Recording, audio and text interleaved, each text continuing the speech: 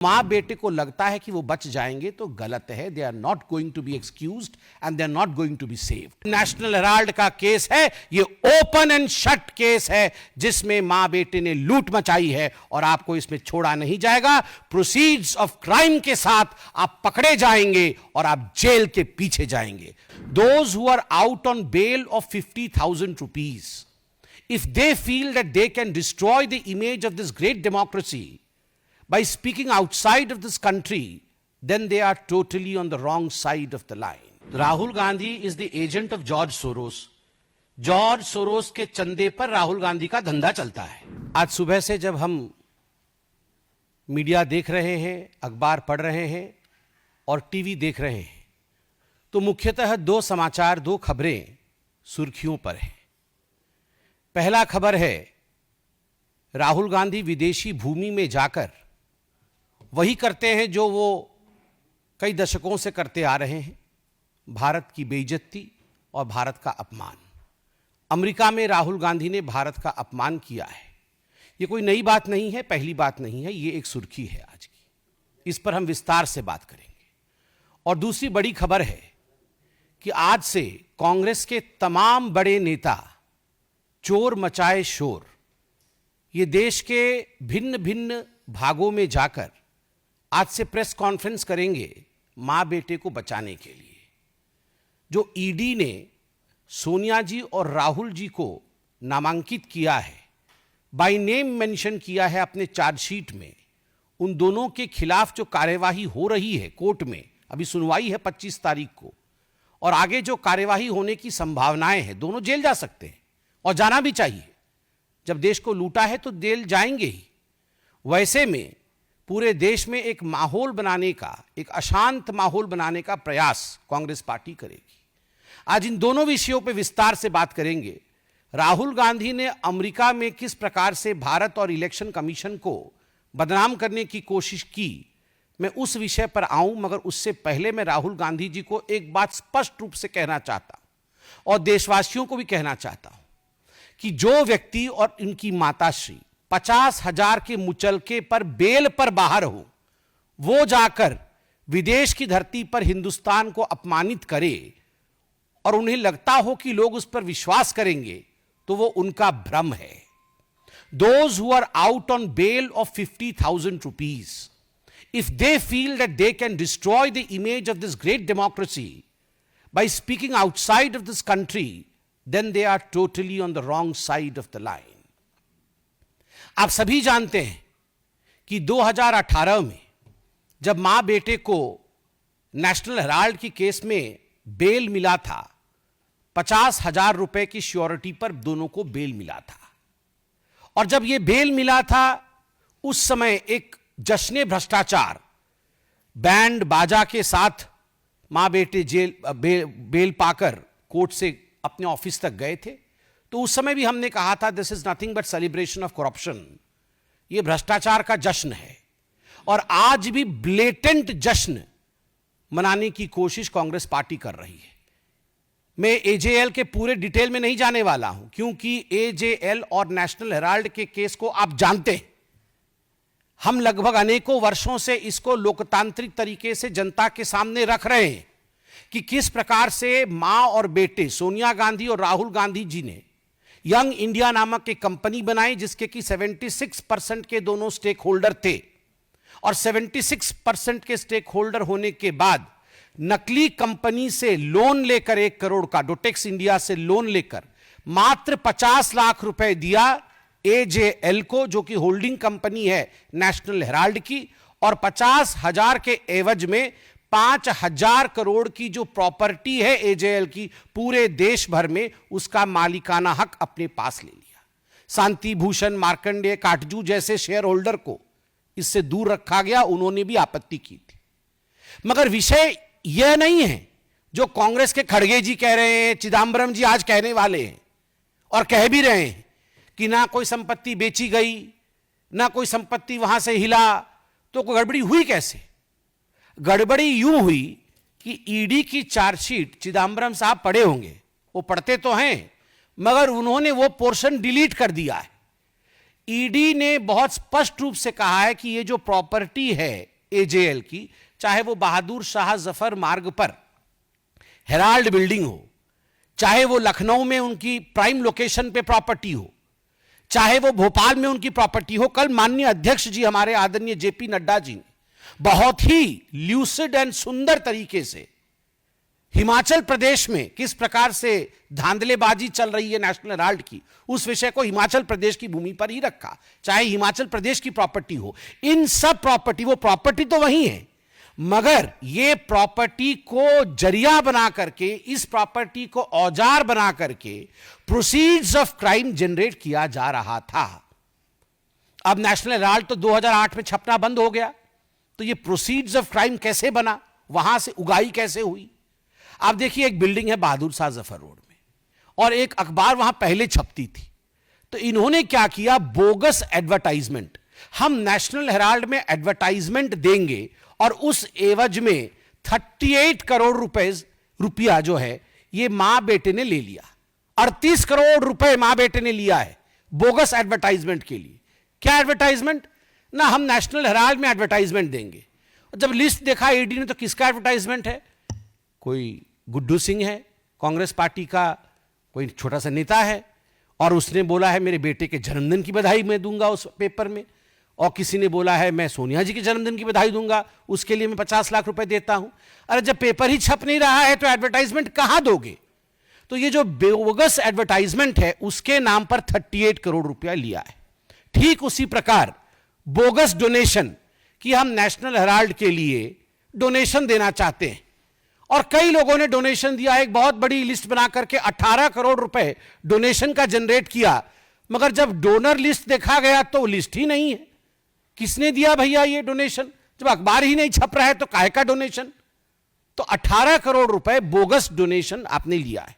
और bogus advance rent, building है national Herald की बहादुर शाह जफर मार्ग पे, सबसे बड़ी बिल्डिंग है, हम रेंट लेंगे इस बिल्डिंग में, कल से हम यहां पर कॉमर्शियल एक्टिविटी शुरू करेंगे, यह करके लगभग अनेकों कंपनियों ने 38 करोड़ रुपए डोनेट कर, मतलब एडवांस रेंट दे दिया कि हम अगले महीने से वहां अपना कॉमर्शियल गतिविधि आरंभ करेंगे। मगर किसी प्रकार का कॉमर्शियल गतिविधि वहां नहीं है। जब चेकिंग किया गया तो ये जो 18 करोड़ रुपए का बोगस डोनेशन है, ये जो एडवांस रेंट है 38 करोड़ रुपए का, और जो 29 करोड़ का बोगस एडवर्टाइजमेंट है, ये सारे पैसे कहां गए? कुल मिलाकर के ईडी कहती है ये प्रोसीड ऑफ क्राइम्स जो है ये 988 करोड़ का है। ये 988 करोड़ का बोगस डोनेशन आखिरकार मां बेटे के जेब में गया है। तो मां बेटे को लगता है कि वो बच जाएंगे, तो गलत है। They are not going to be excused and they are not going to be saved. The law is going to take over and catch them.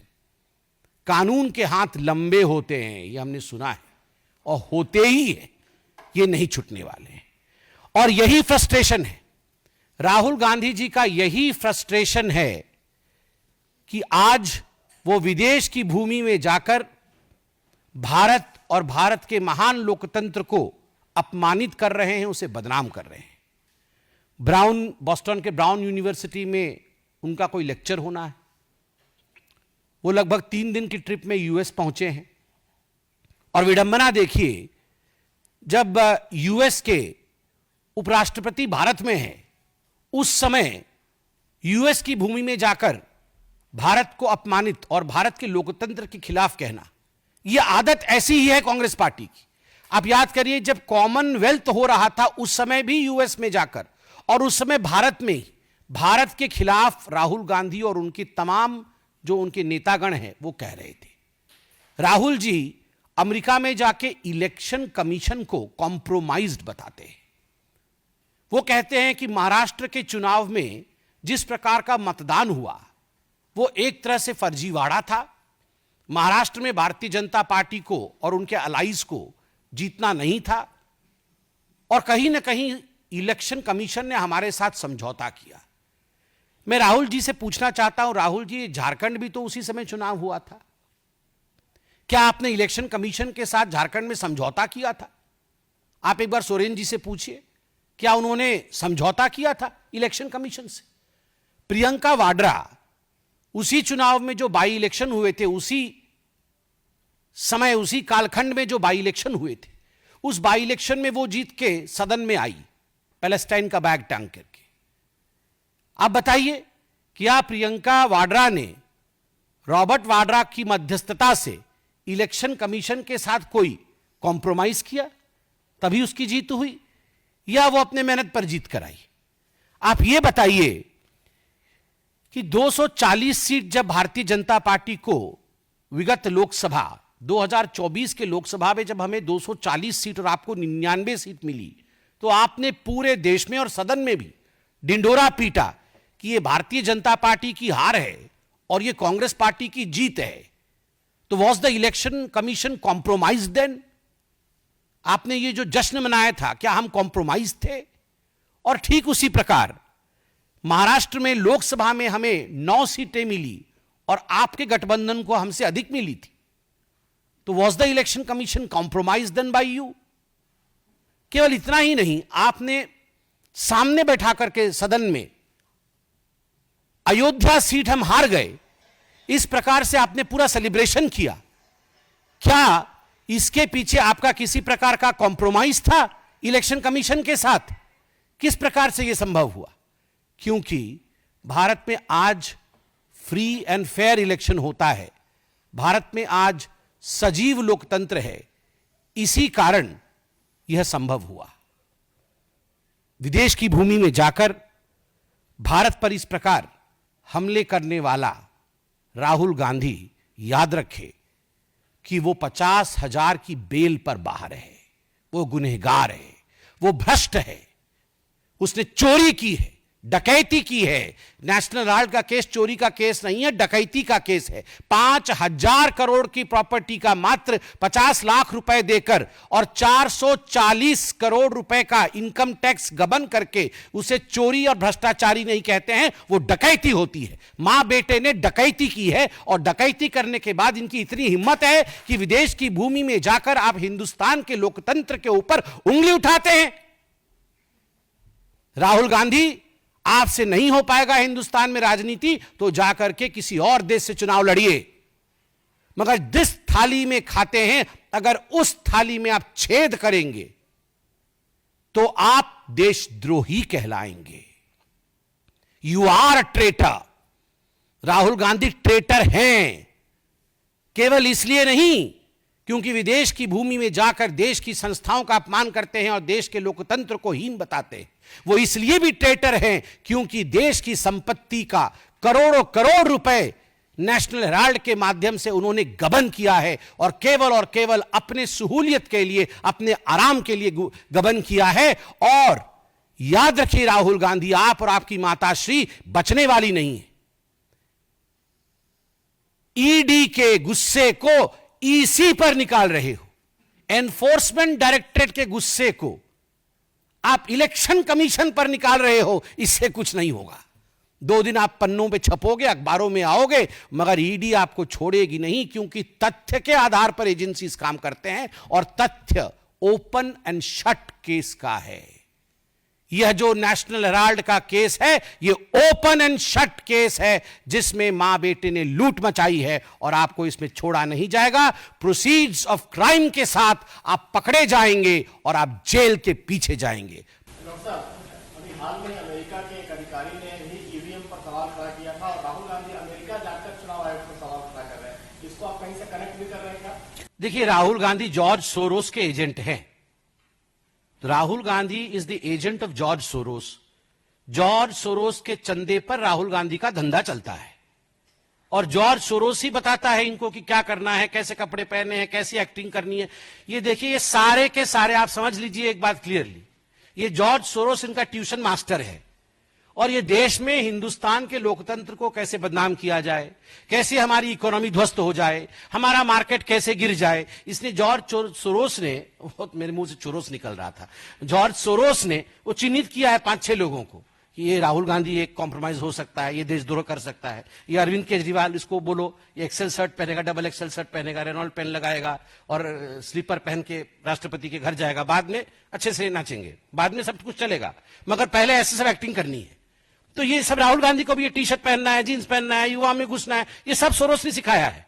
जाके यूएस में इस प्रकार से भाषण देना है, इंडिया के विरोध में कहना है। मगर इंडिया की जनता बहुत बुद्धिमान है। अब जय जॉर्ज सोरोस की कंपनियां यहां नहीं चलने वाली है, अब बंद होगी राहुल गांधी की कंपनी भी।